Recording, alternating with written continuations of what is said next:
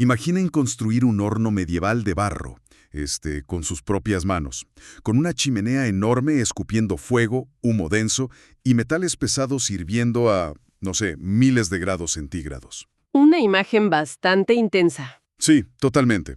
Pero ahora imaginen hacer esto no en una aldea remota hace 5 siglos, sino en medio de los rascacielos de cristal, el tráfico interminable y pues los corporativos financieros de Santa Fe, aquí en la Ciudad de México. Fíjate que es una imagen que, parece un error en la Matrix. Es una colisión muy brutal entre esta era de la información, que es hiperconectada, y la fuerza más cruda y primitiva de la ingeniería antigua. Exacto. Y bueno, vamos a desmenuzar esto hoy. Hoy nos sumergimos en un texto fascinante, un fragmento llamado Mi taller de alquimia, Ajá. que es la segunda parte de un capítulo del libro, Pinté fragmentos de ayeres y de sueños, del artista Luis Y. Aragón. Y para quienes nos escuchan hoy buscando entender de dónde surge la verdadera innovación, hay que dejar algo muy claro desde el inicio. O sea, esto no es un simple recuento biográfico sobre un pintor. Definitivamente no.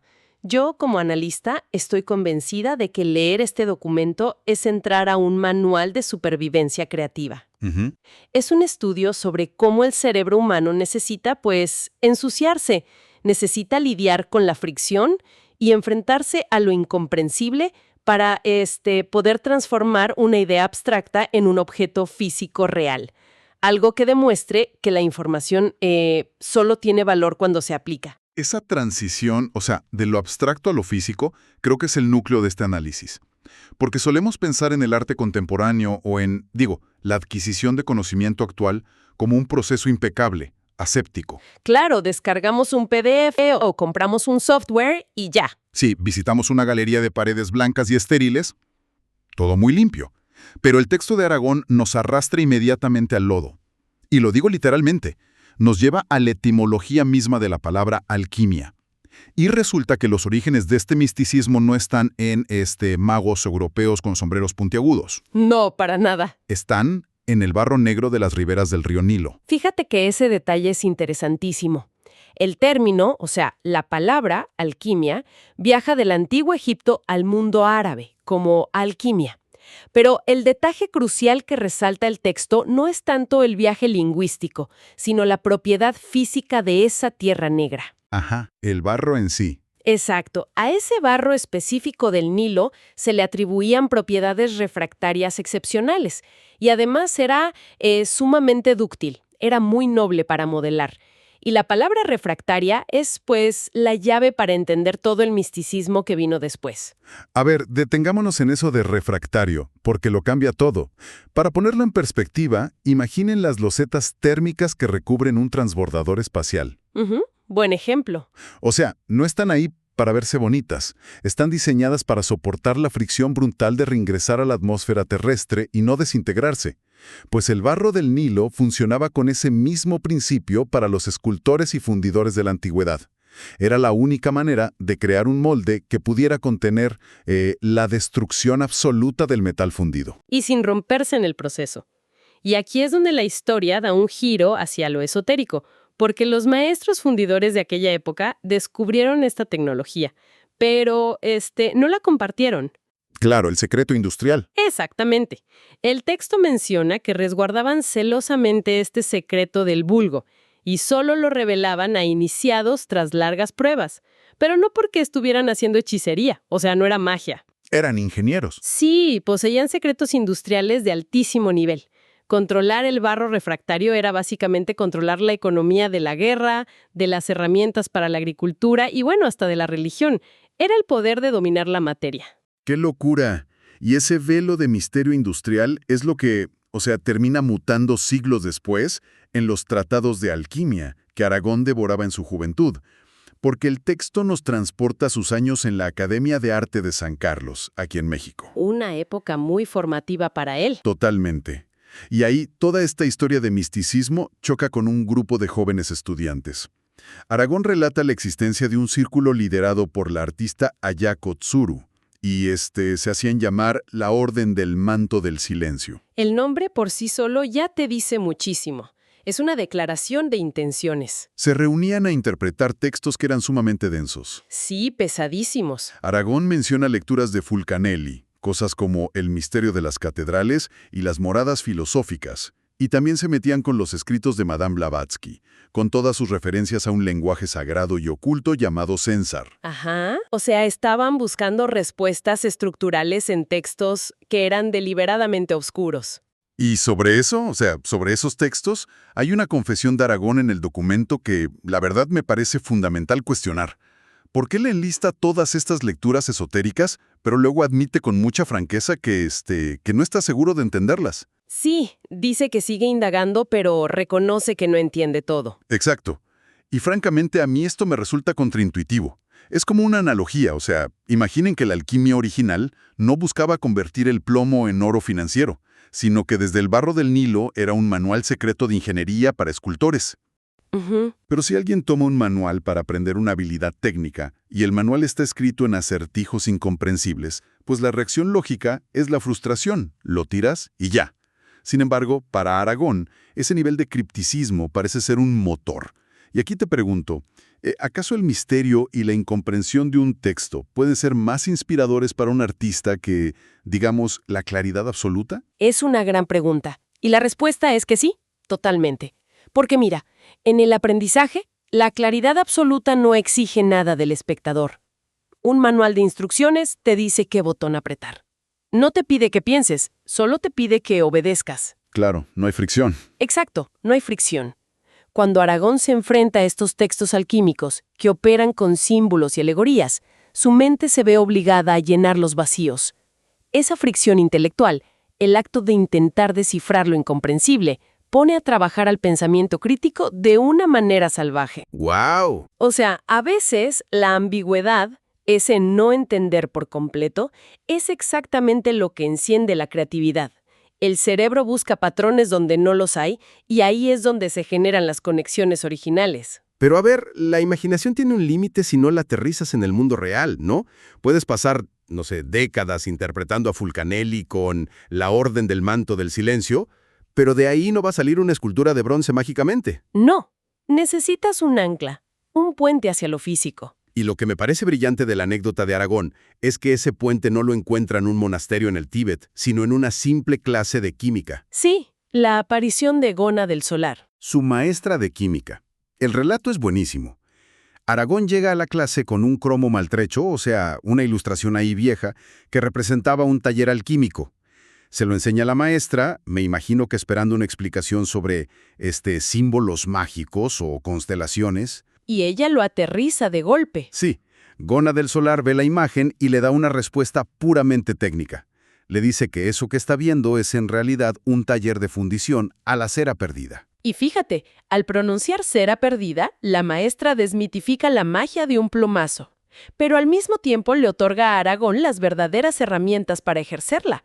Le dice que ese proceso podría ser la introducción perfecta para entender lo que los antiguos llamaban alquimia. Hagamos una pequeña pausa técnica aquí, para explicar la mecánica de la cera perdida, porque el texto la menciona como el acto, mágico de convertir un pájaro, un ratón o una cabeza en bronce. Ajá. Pero el cómo sucede esto es pura ciencia. Para quienes nunca han estado en una fundición, imaginen el proceso. Primero, el artista esculpe una figura en cera.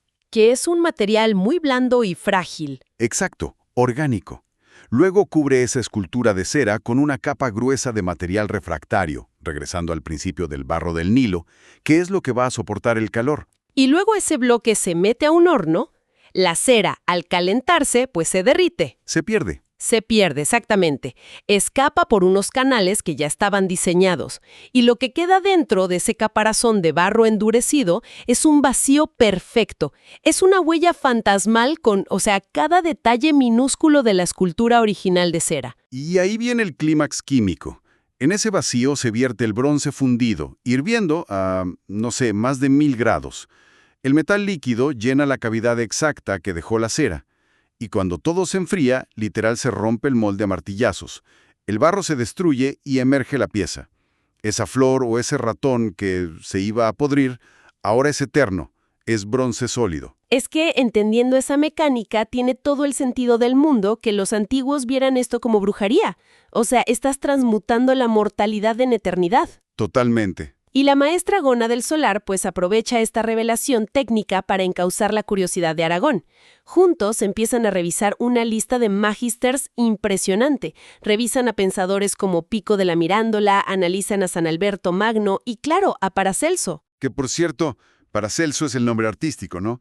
El texto nos recuerda que su nombre real era, a ver si lo digo bien, Theophrastus Philippus Aurelius Bombastus von Hohenheim.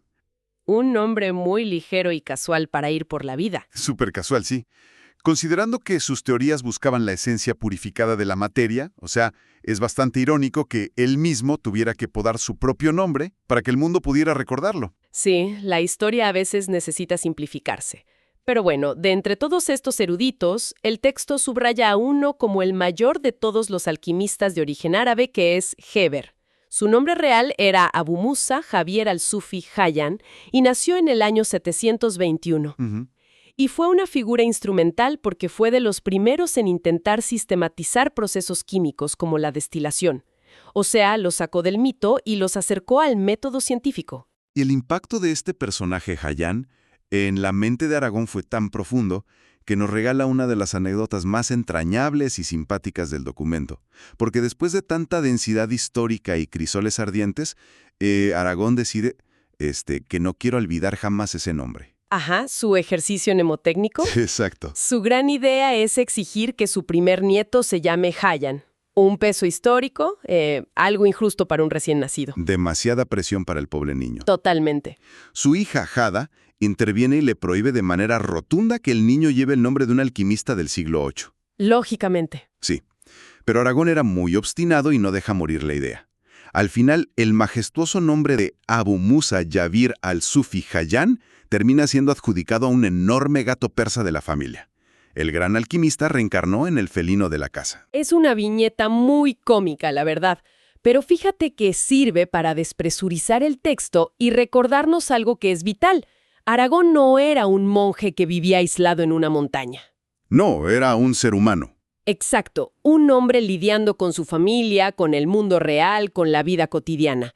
Y es justo en este choque entre lo mundano y lo esotérico donde él extrae su mayor conclusión sobre todos estos libros. Porque a pesar de leer y releer a los maestros sin entenderlos del todo, él afirma que esas lecturas logran algo fundamental, que es mover las imágenes mentales para convertirlas en cuadros. Mover las imágenes mentales para convertirlas en cuadros.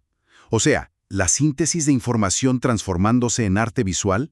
Esa es la verdadera transmutación. No es la fórmula química en la página, es el impacto psicológico que el misterio tiene sobre su mano al pintar. Pero, a ver, la pintura eventualmente le queda chica. La bidimensionalidad de un lienzo, pues no tiene la fricción suficiente.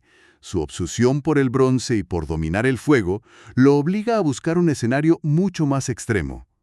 Necesitaba construir su propio atanor, su horno alquímico moderno. Sí, y aquí la narrativa da el gran salto. Pasa de la teoría esotérica y mental a la revelación y arquitectura física. Aragón, usando el dinero que había ganado haciendo murales y monumentos, se lanza a buscar un terreno. Él sabía que no podía hacer esto en el patio de una casa normal.